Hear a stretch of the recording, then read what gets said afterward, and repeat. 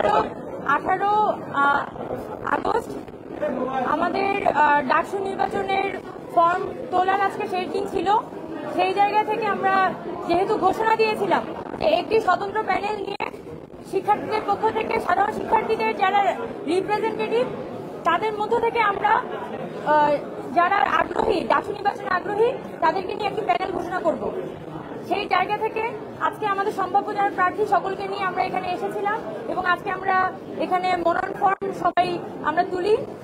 আর আমাদের প্যানেলের যে এন্টায়ার ডেসক্রিপশন, প্যানেলের নাম থেকে শুরু করে কারা কোন পদে থাকবে সেই বিবরণগুলো আমরা আগামীকালকে প্যানেল যখন আমরা মনোনয়ন ফর্ম জমা দিব এর পরবর্তীতে একটি প্যানেল পরিচিতির মাধ্যমে আমরা সকলের কাছে জানিয়ে দিব। এখনো পর্যন্ত আমরা সাংবাদিক বন্ধুদের কাছে আমাদের যে প্যানেলের বিষয়টি ডিসকাস করছি না। আগামীকালকে আমাদের একটি ব্রিফিং এর মধ্য দিয়ে সবকিছু জানিয়ে দেওয়া হবে।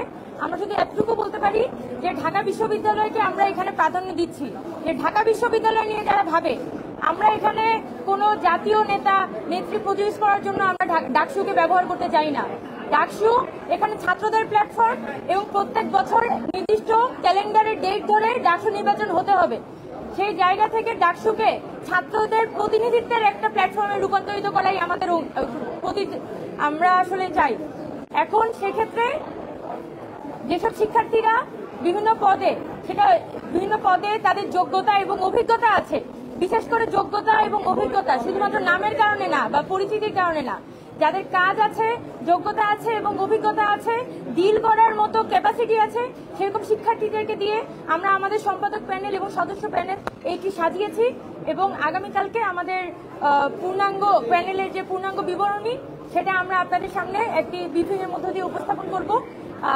আগামীকালকে বিকাল 3টা পর্যন্ত মনোনয়ন ফর্মটি জমা দেওয়ার সময় নির্ধারণ করা হয়েছে।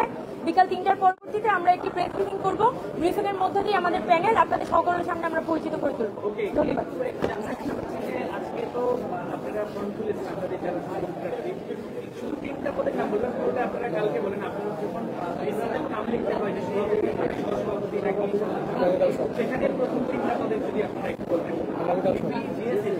আচ্ছা, আমরা হচ্ছে আমাদের সব পদের মধ্যেই সম্ভাব্য লোকজন আছে, এরকম না যে আমরা এখনই সব একদম কনক্রিট ডিসিশন নিয়েছি। আমাদের একটা ড্রাফট আছে, আগামীকালকে মানে আজকে রাতের মধ্যে সবকিছু আমাদের ডিসাইডেড হয়ে যাবে এবং আগামীকালকে হচ্ছে আমরা সেটা ঘোষণা দিতে পারবো। সেই জায়গা থেকে আমরা আপনাদের কাছে অনুরোধ রাখবো যে একটা দিন আপনারা একটু অপেক্ষা করে আগামীকালকে আমাদের সম্পূর্ণ প্যানেল বিবরণী এবং প্যানেল আসলে কি মোটো নিয়ে সামনে আসতে চায় সবকিছু আমরা আপনাদের সামনে হাজির করি। আচ্ছা, আজকে বিদায় নিতে চাই, যেহেতু এখানে অন্যান্য প্রার্থীরাও আসছেন, সবাই ফর্ম দিচ্ছেন।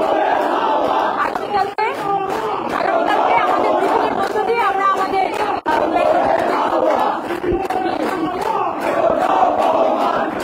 আচ্ছা এটা বিদ্যুৎ আচ্ছা আমি আচরণ বিধি লঙ্ঘন হচ্ছে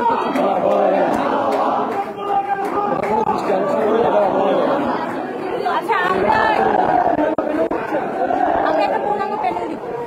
আমরা এখানে বিশেষ করে বিশ্ববিদ্যালয়ের প্রশাসনের এখানে দৃষ্টি আকর্ষণ করতে চাই, এখনো পর্যন্ত কিন্তু নির্বাচনী প্রচারণা করার অফলাইনের মাঠে প্রচারণা করার সুযোগটি কিন্তু এখনো প্রশাসনের পক্ষ থেকে করে দেওয়া হয়নি এবং সরাসরি বলা হয়েছে যে প্রার্থী সিলেকশনের আগে যদি এখানে কেউ সরাসরি প্রচারণা করে তাহলে এটা কিন্তু আচরণবিধি লঙ্ঘনের মধ্যে পড়ে।